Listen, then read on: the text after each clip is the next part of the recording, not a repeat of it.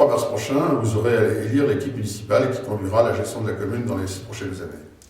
Pour la première fois, vous aurez sur votre bulletin la liste des conseillers municipaux à élire, qui siégeront au conseil municipal, mais vous aurez aussi à élire les conseillers communautaires, c'est-à-dire ceux des conseillers municipaux qui représenteront la commune dans le conseil communautaire de la communauté de communes du Pays-Houdanais.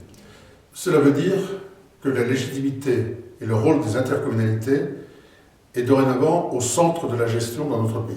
Aucune commune de France n'est à partir de ce jour orpheline d'une intercommunalité.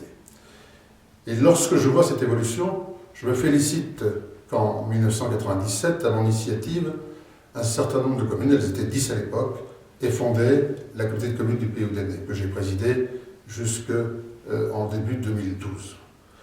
Nous avons donc pris une avance certaine sur l'organisation d'un territoire en intercommunalité. Aujourd'hui, effectivement, l'intercommunalité gère le développement économique, gère l'ensemble des services à la personne, de la petite enfance au portage de repas à domicile, gère un certain nombre d'équipements sportifs, comme par exemple l'ensemble des terrains de foot du Pays-Houdanais, l'espace Saint-Mathieu qui accueille à la fois la danse, la musique et la gymnastique, gère plein d'autres compétences qui sont fondamentales pour la vie d'un territoire rural.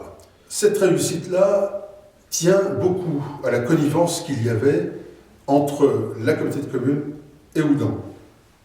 Houdan ne peut pas réussir sans l'intercommunalité et l'intercommunalité ne peut pas réussir sans Houdan. C'est du gagnant-gagnant. Mais pour assurer cette synergie entre communes et communautés de communes, il ne faut pas s'arrêter à des déclarations de principe. Il faut effectivement pouvoir assumer la nécessité de cette coordination. Une expérience très intéressante est celle de la réforme des rythmes scolaires, qui demande à Houdan de se positionner comme aux autres communes sur le choix du samedi matin ou du mercredi matin.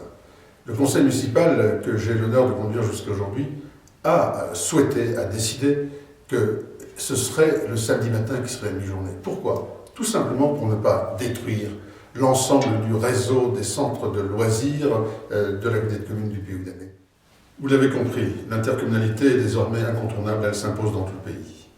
Et je pense que l'une des qualités essentielles pour gérer aujourd'hui une commune est d'avoir l'expérience d'une intercommunalité et la volonté d'y jouer un rôle actif et solidaire.